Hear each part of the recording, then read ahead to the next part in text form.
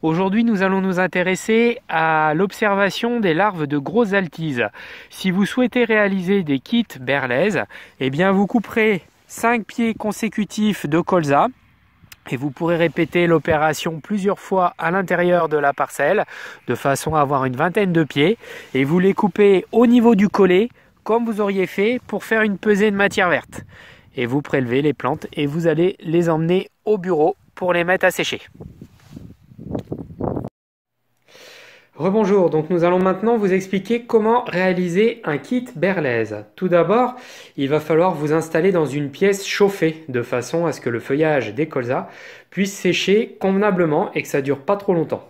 Vous allez pouvoir les couper, le feuillage, rabattre d'à peu près un tiers ou un bon tiers de façon à réduire la taille des colzas et que ça prenne un petit peu moins de place. Je l'ai fait sur ces pieds-là, voilà, et vous allez pouvoir les disposer. Ici, moi, je me suis fabriqué un kit Berlez à partir d'entonnoirs assez larges, c'est des entonnoirs viticoles. Voilà, positionner donc 5 pieds. Là, j'en ai que 4, mais j'en mettrai un 5e. La tête en bas. Voilà, en position naturelle. Alors, en dessous, voilà, les larves, au fur et à mesure que les colzas vont sécher, les larves vont tomber, vont suivre l'entonnoir et vont tomber ici, dans un petit gobelet que j'ai préalablement rempli avec moitié eau et moitié alcool à brûler. Vous pouvez éventuellement mettre du sel, voilà, le tout c'est de conserver et puis éventuellement éviter et puis conserver les insectes qui seront tombés dedans.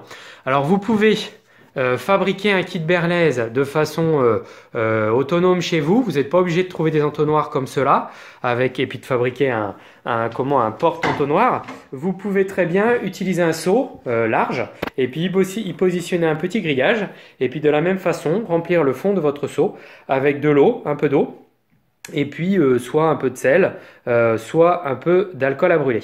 Voilà, alors pour les temps de séchage, lorsqu'on est sur des colzas qui sont pas trop gros, comme cela, par rapport à ma main, vous voyez, je dirais vous aurez une lecture voilà, entre 7 à 8, voire vraiment, on va dire 10 jours au plus, où la plante sera complètement desséchée et l'ensemble des larves de grosses altises auront pu tomber à l'intérieur du seau. Par contre, quand on est sur des pieds qui sont nettement plus gros comme cela, vous voyez que la taille du collet fait voilà, autour de 2 cm, et bien là, ça va pouvoir demander 2 bonnes semaines. Alors c'est bien pour ça aussi qu'il faut se mettre dans une pièce chauffée parce que si jamais vous mettiez sous une grange où il va faire qu'entre 10 et 15 degrés, et bien là voilà, vous allez devoir attendre pratiquement un mois, donc la lecture du test sera quand même très nettement rallongée.